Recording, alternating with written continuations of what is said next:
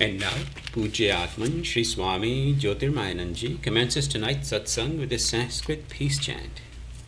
Om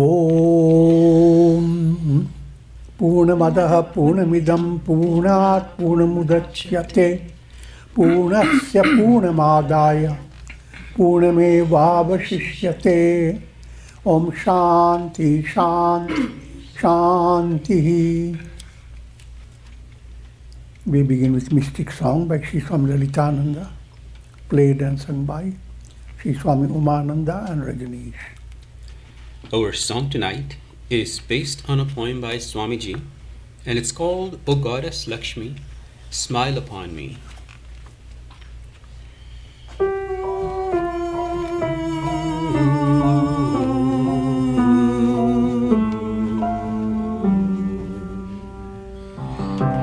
O Goddess Lakshmi, smile upon me, as I sidelong glance unto me, awaken me from my long, long dream.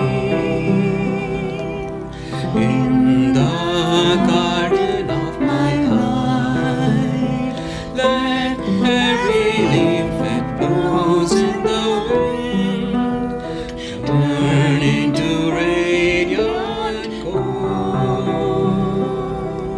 Let every flower become a perfect gem that lights up my lonely heart.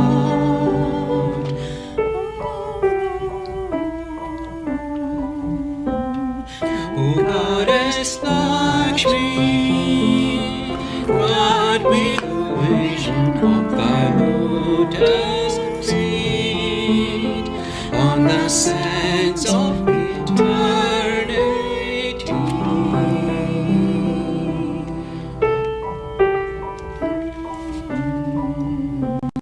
Inspire me to climb the mystic mountain.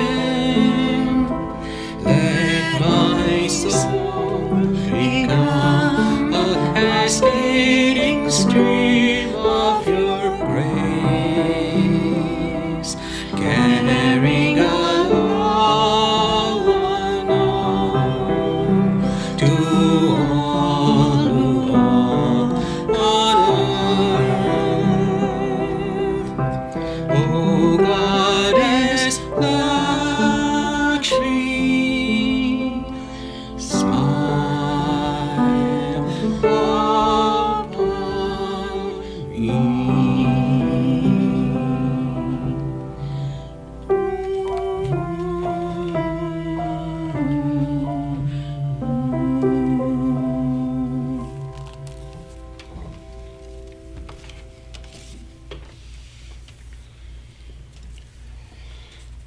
We are recording from the ashram of our revered Guru, Pujya Atman Sri Swami Jyotirmayananda in Miami, Florida. Today is May the 11th, 2021, Tuesday evening, and tonight Swamiji will be lecturing on the Yoga Vasistha. This is series 2018, class number 335. And now Pujya Atman Sri Swami Jyotirmayananda. Om Brahmanandam Param Sukhadam Kevalam Jnanamurtim Dvandvatitam Gagana Sadrisham Tattvamasya Lakshyam Ekam Nityam Vimalamachalam Sarvadhi Sakshi Bhutam Bhavatitam Trigunaraitam Sadgurum Tam Namami. Om. Adoration to Sadguru, who is Brahman, the giver of supreme bliss, embodiment of pure consciousness, one without a second, vast as the ether, infinite, eternal, beyond the three gunas and their modifications, the supreme preceptor. Yoga Vasistha Nirvana Prakarana Purvardha. Section 81, Kundalini Shakti and the cessation of diseases.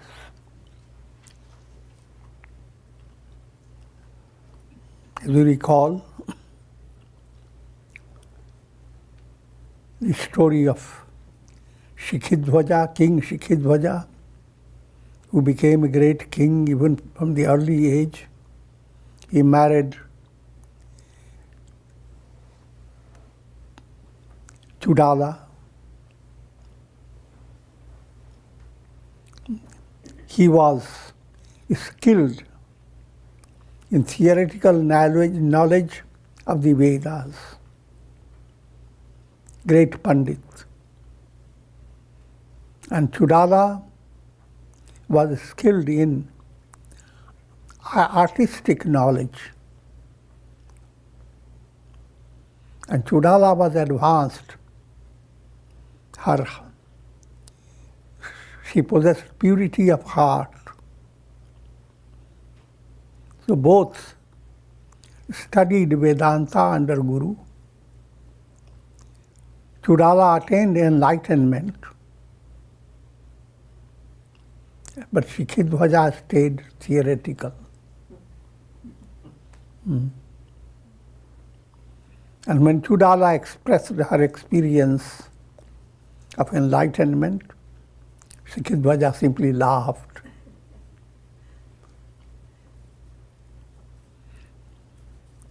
Knowing that he was not deserving at this stage, Chudala kept to herself. And led by her prarabdha, she decided to have knowledge of psychic powers. Not only knowledge, but experience. By practicing Kundalini Yoga.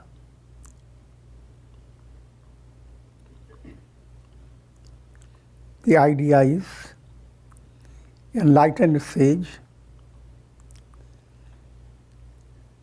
has already attained all that is to be attained. Why should she pursue the path of siddhi and riddhi, major and minor siddhis? But the fact is that enlightened sage utilizes his personality. Personality is led by karma.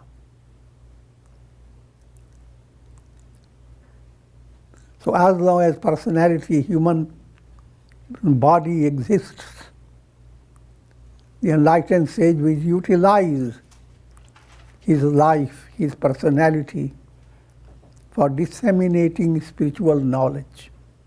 It's called Jnana Yajna. And for that sake,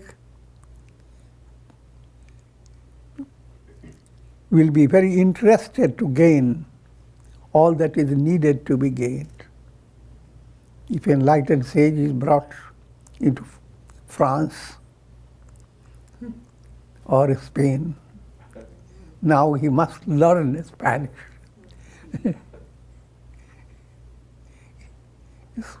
Spanish language will not just flow through his tongue. So similarly, Chudala decided to practice Kundalini Yoga.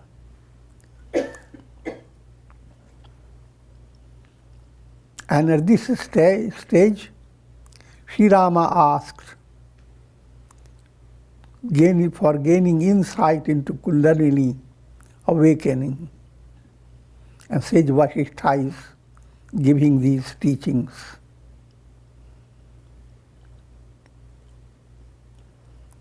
Sage Vasistha continues to explain the secrets of pranic energy which form the basis for attaining psychic powers.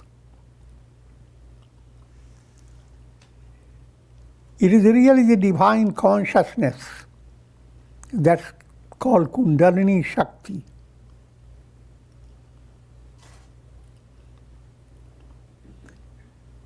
this allegorical presentation of Shakti and Shiva. Shiva is Purusha, Brahman. Shakti is Prakriti.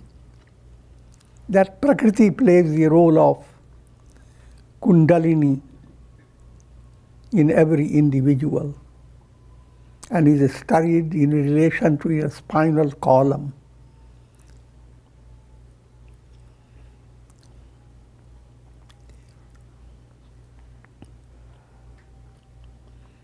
Just to remind you, there are chakras, Muladhara chakra, basal center, Swadhisthana a little above, at navel, Manipur chakra, at the heart level, Anahat chakra, at the throat level, Udan, Vishuddhi chakra, and between the eyebrows, Agnya chakra, and the top of the head, Sahasrara chakra. Kundalini plays the role of a barometric study of where you are. If Kundalini is awakened to Manipur chakra, your Kriya Shakti has been awakened.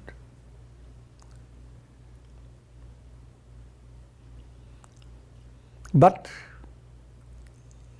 simply by practicing Kundalini, you will not awaken your Kriya Shakti. You have to have practice of integral yoga in daily life. Your sadhana must continue along with your meditation on the chakra. If you simply meditate on the chakra, not doing anything else, that will not lead you to anywhere.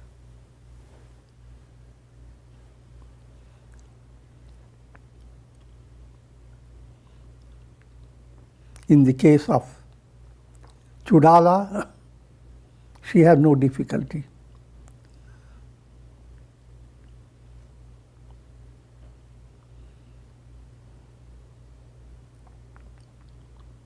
This Kundalini Shakti becomes apana and moves downwards in human system.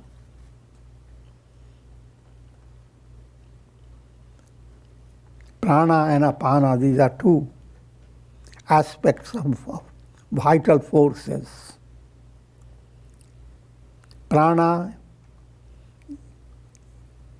is a main respiratory system in your lungs. But respiratory system that brings in oxygen. Apana that expels carbon dioxide. Any expelling function within your body is led by apana.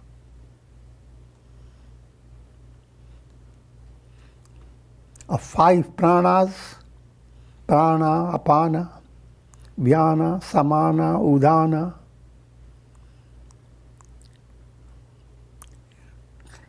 prana and apana, they play the major role.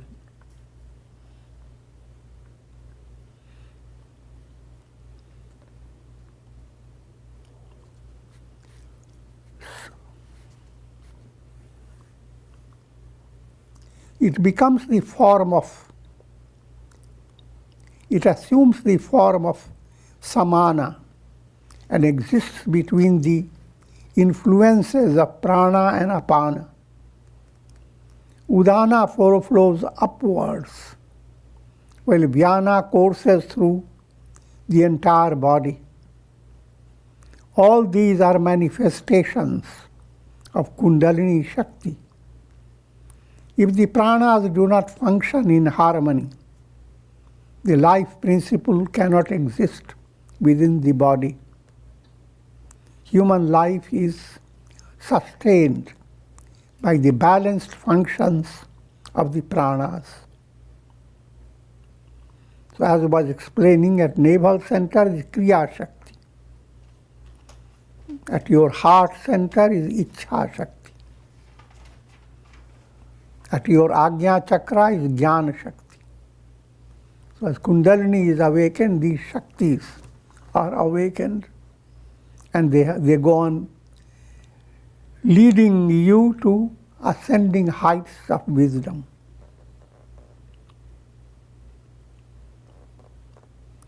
By controlling the functions of prana and apana, one gains control over samana. Samana is at the navel center. Samana means that which balances all the energies in your personality. With increasing control over samana, all the pranas are controlled. Therefore, a yogi is able to render the body immune to diseases. He can even conquer death.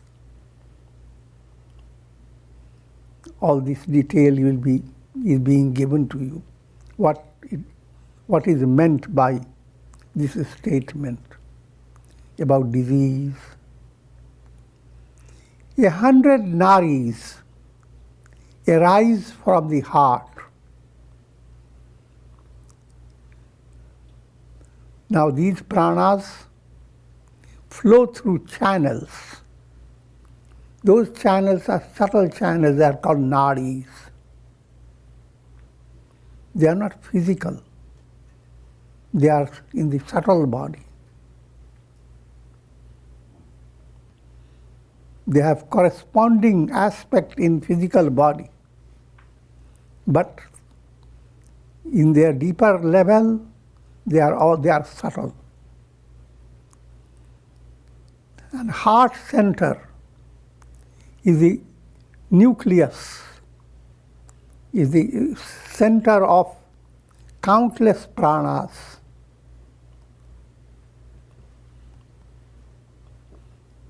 There are countless nadis radiate from the heart, and pranic energy flows through them throughout the entire body.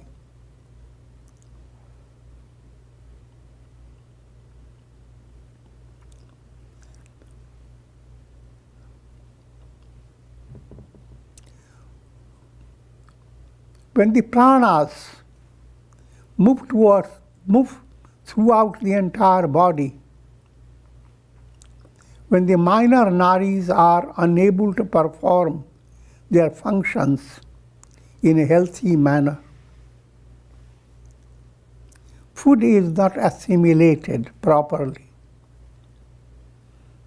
This gives rise to various diseases. And more insight into this is being given. Sri Rama asked, O sage, whence do the diseases of the body and mind arise? And how are they cured? Please explain this to me fully. And Yoga Vasistha gives insight into very profound topic of what is health, what is disease. Health is called swasthya. Swa is the self. Swa is what is your self, not your ego. Your self is Brahman, the absolute. Stha means to abide in Brahman, to be rooted in Brahman. To be swasthya, swasth means to have state of sthita prajna state, enlightened state. That's real health. And the root disease is called Mula Adhi. Mula Adhi is ignorance. That's your real disease. As long as ignorance dominates your mind, you are dominated by mortality virus.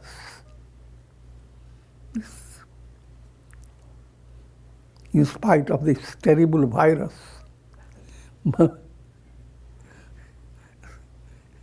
million times greater terror is in mortality virus.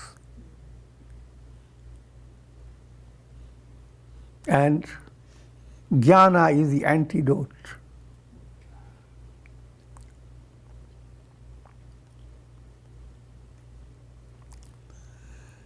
So, root disease is mool adhi, ignorance, which gives rise to mental disease, imbalance in your mind. All gross impurities that get into your mind are symptoms of mental disease. Just like physically you suffer from headache, dyspepsia, and many other things. Similarly, your mental body suffers from these diseases: anger, hate, greed. This is called adhi. And adhi gives rise to vyadhi, mental disbalance, mental disease brings about imbalance in your three humors. It's not humorous matter. Vata, Pitta, and Kapha. Vata is gaseous problem, rheumatic problem.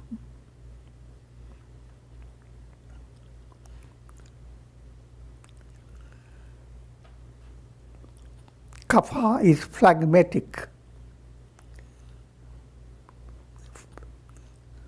mucus and phlegm, and that type of problem is second humor called kapha. Vata, kat kapha. Pitta is biliousness. These are three doshas according to Ayurveda. They always study. First thing they want to know how these three doshas are operating in a person. If the person is dominated by vata, or if he is dominated by phlegm, kapha, or by bilious, acidity.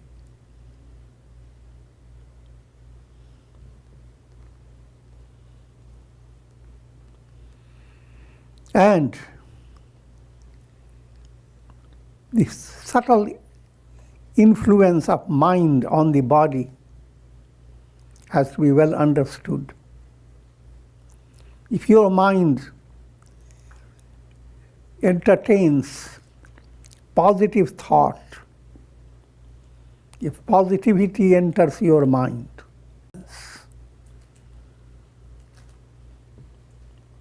imbalance or disbalance of the three humors give rise to many physical diseases.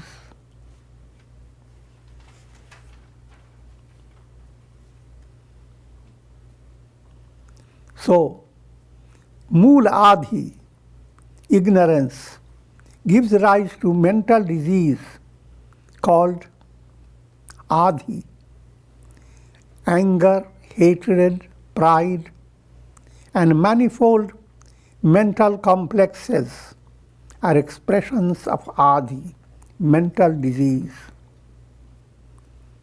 These mental diseases disturb the balance of the pranas. Some nadis perform their functions excessively. Some do not perform their functions at all. Thus there is imbalance in the assimilation and distribution of food in the body. Same food you eat, but with a mind that is in a state of negativity. You don't draw all the nutrition that the food is meant to give you.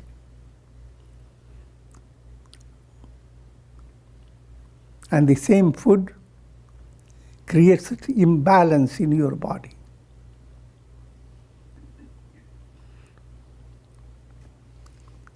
Thus there is imbalance in the assimilation and distribution of food in the body.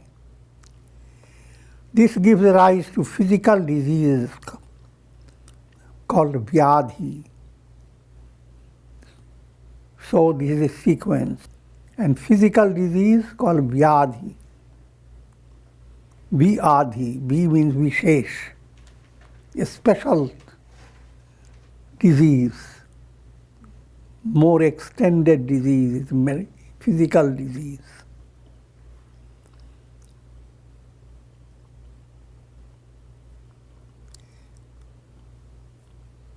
Knowledge of the self destroys the root disease, mool adi. Jnana is the remedy for cutting down all diseases from their root. And the root disease is mool adi. Atma-jnana removes this, remedies this disease.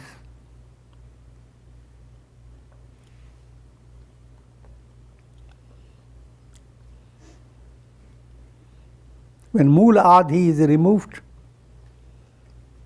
then mental disease is also cured. With the cure of all mental diseases, physical disease is also overcome. Physical disease is not literally cured, because physical body itself is an expression of bhava vyadhi, the disease of the world process. So, and as long as you live with body, body will have its own limitations. Also remember, a sage lives his physical life backed up by prarabdha karma. Only in the difference that while he is experiencing the fruit of prarabdha, he is not creating new karmas. He is simply exhausting karma. And prarabdha karma operates aniccha prarabdha, ichha prarabdha, parecha prarabdha. Aniccha, you can get headache. You can get even cancer. Sages have gotten that. Diabetes and all types of diseases. You can catch the virus. So, that's called anicca prarabdha.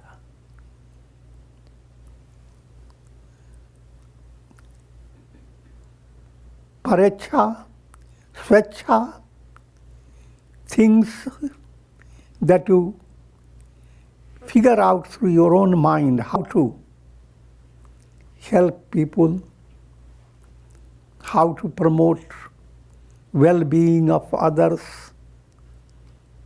and things operate in a presenting convenient atmosphere for your project. Then called Swecha Prarabdha. And Parecha, you have no plans, but your associates, disciples, they come with a plan, and you like it.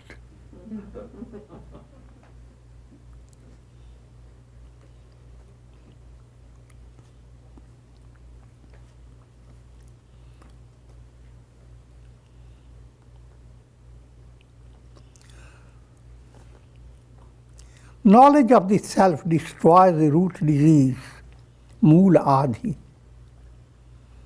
Then Adhi, mental disease, is also cured. With the cure of all mental disease, physical disease is also overcome. Adhi and Vyadhi are cured when the root disease is removed. O Rama, Kundalini is like a flower that sustains the fragrance of the subtle body of each individual. Therefore, by awakening Kundalini Shakti, one is able to unfold the latent powers of the mind. A yogi practices Puraka, inhalation, and concentrates the pranic energy in the Kurma Nadi at the heart center. As a result of this practice, the body becomes as steady as Mount Meru. That's the ideal behind the practice of pranayama. Pranayama starts with the nose, but nose is not the ideal. The ideal is how it is leading your vital energy to be harmonized and thereby promoting mental strength. So, along with pranayama exercises, yogis focus their attention on these points. While you are breathing in, feel that you are being supported by the divine. With mantra, mental recitation of mantra, practice all the three stages. Breathing in, if you are Ram mantra, Ram. Breathing in, Ram. And as you are breathing in, it creates a balance in your body.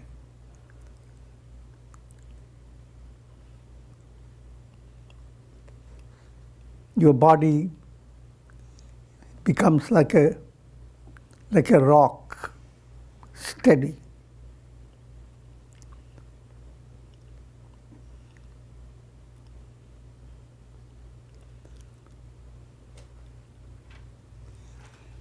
Purak. When a yogi fills his body with prana, Purak is to fill in.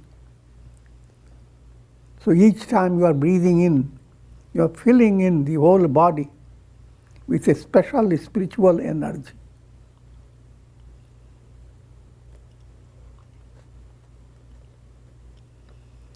When a yogi fills his body with prana, and by the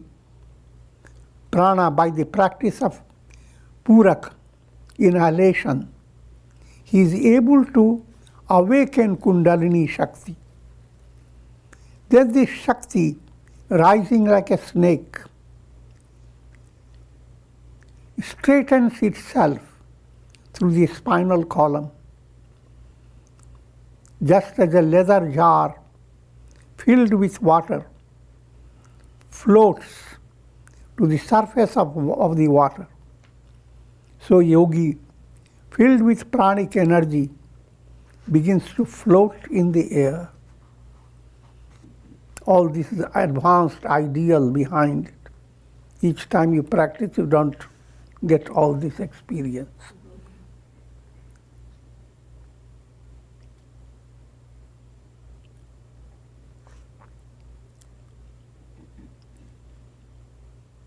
By the practice of intense concentration and meditation on the relation between the body and the ether element, yogi moves through the sky.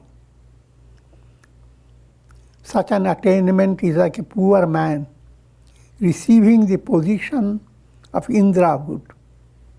However, this great attainment is considered insignificant before the prospect of self-realization. By developing the power of moving through the air, through the sky, this is not literal, this is an internal feeling. A yogi is able to meet the siddhas, illumined spirits in the subtle planes of the universe. As the mind turns new positive, it connects itself with countless positive minds. All minds are like waves in the ocean. And each wave, as it begins to commune with the ocean, it automatically draws inspiration from countless majestic waves. But if you are not turning to the ocean, then your mind is extremely limited.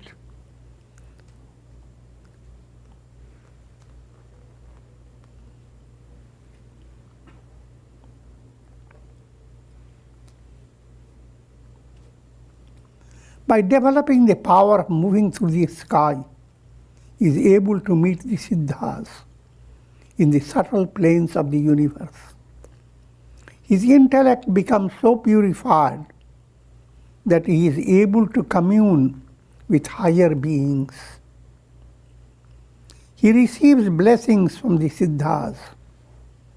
He may even receive spiritual initiation or spiritual teachings from these siddhas. Though this celestial world is also illusory, yet it is not as unreal as one's dreams. The blessings and teachings received from these siddhas prove real in one's spiritual advancement. The world of the siddhas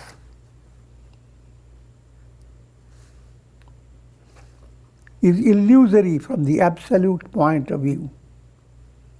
However, it is just as real as the world of the day-to-day existence. Therefore, as long as one's personality depends upon the practical realities of the world, so long the world of siddhas must be understood as a reality of a higher order. Though the world is illusory, yet there is order and law behind all material manifestations of divine will. A particular world system continues to exist for one kalpa. All these highly allegorical. To give you a summary, there are countless planes of consciousness. From relative consciousness, you are coming to the absolute. But in between, there are countless levels. They are called lokas. Of those lokas, scriptures point out to 14 lokas. First lokas are divided into 14. I'm not going into details of that. These 14 are further condensed into 3 lokas. Bhurloka, Bhuvaloka, Swahaloka. Bhuloka is your physical reality. Whatever progress you make in your physical world is very little compared to progress in Bhuvarloka. Bhuvarloka is the world of your feeling, your sentiments. Swarloka is the world of your understanding, intellectual insight. Each higher loka has greater reality than the lesser loka.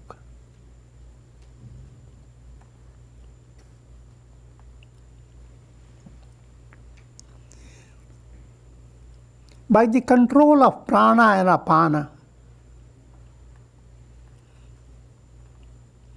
this is meant by Ha and Ta of Hatha Yoga. A yogi awakens the inner fire of Kundalini Shakti, like a serpent beaten by a stick.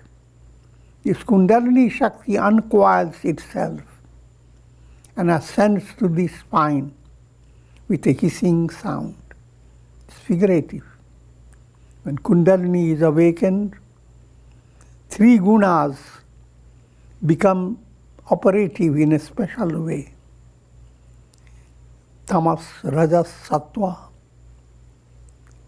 and leading to transcendence, where all the 3 gunas are transcended. It matches up with Kundalini's rising, opening up chakra after chakra. The yogi perceives a spiritual light arising from his heart center. These are all different techniques of upasana for awakening Kundalini. He meditates upon this light as a symbol of the cosmic self. In the lotus of your heart, turn to the center of the lotus and imagine there is a radiating light. That radiating light is a symbol of the cosmic self. As a result of this meditation, he is endowed with the power of clairvoyance or divine sight. He can see objects which are 1,000 miles away from him. This again is allegorical. Things are always viewed, spread out in time, space. But when you are advancing, you don't have to wait for time. You don't have to go to any space. When you go to sleep, sleep is not based on time, nor it is based on space, no matter which space you choose to sleep.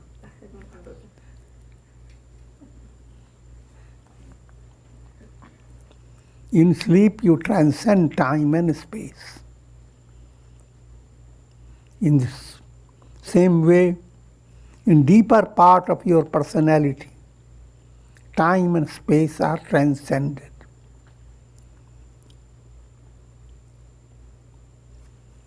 Prana and apana are symbolically described as the sun, which is fire, and moon.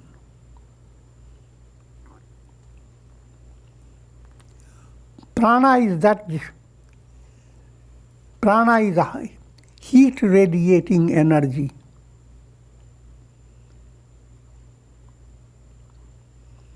While apana is cooling in its effect. That's here you are giving the in relation to Ida and Pingala. When your left nostril flows, it is Ida, cooling. When right nostril flows, it is Pingala. It has a heating effect. Nature goes on balancing these prana and apana, and that brings out balance in three humors. Prana is spirit, while apana is matter. In a profounder way, prana is turning your attention to the innermost self. That's the spirit. That's the fiery movement. Fiery movement points to that Uttarayana path, northern path. And movement to the moon points to the Chandrayana, Dakshinayana path. I'm not going into details.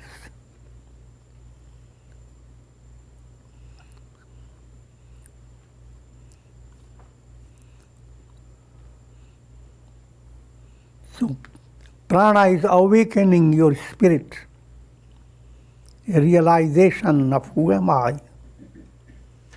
Apana is keeping you bonded with your body,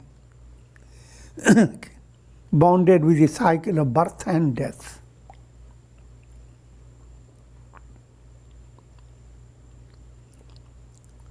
Prana is dominant and active, while apana is passive. A yogi gains an insight into the harmonization of these two cosmic principles operating through the body. The whole world is constituted of prana and apana. If prana and apana are balanced, Sushumna operates. When Sushumna operates, you are in deep, deep sleep. So where is the world? World gets transcended.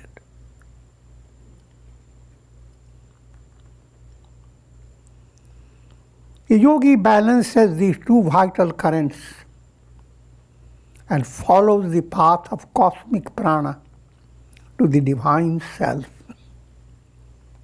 He renounces the path of pravritti. So that's the implication. Renouncing the predicament of following Dakshinayana, the path of pravritti, by pursuing the path of Uttarayana.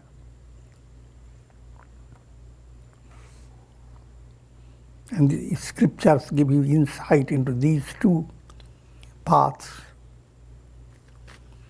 See, Uttarayana is Agnir Jyoti Aha Shukla.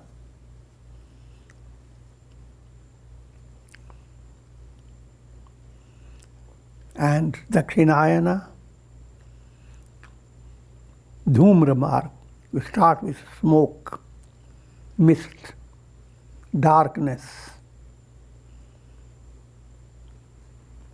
All these are allegorical, and we will hold off at this stage.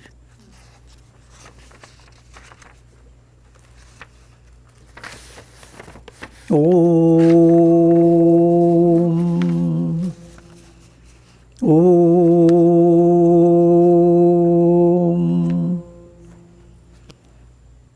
Ram, Ram, Ram, Ram. Om, Om Namah Shivaya. Om Namah Shivaya. Om Namah Shivaya. Om. Prayer for shower of Karuna, mercy, grace of God over all of you with the blessings of Shakti, Bhakti and Mukti. Om Trayambakam Yajamahe Sugandhim Pushti Vardhanam Urvarukmiva Bandhanan Mrityor Mukshiyamamritat. Om Sarve Bhavantu Sukhina Sarve Santu Niramaya Sarve Bhadrani Pashyantu Ma Kashchid Dukbhag Bhavet. Om Shanti, Shanti, Shanti. Hari Om Tat Sat.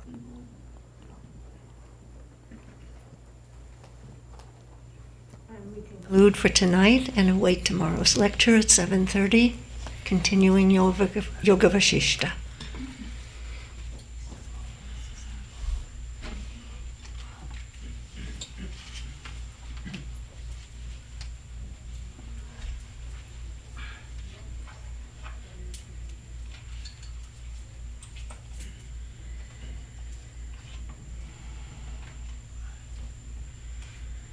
Om Shri Satgurunath Maharaj Ki Jai.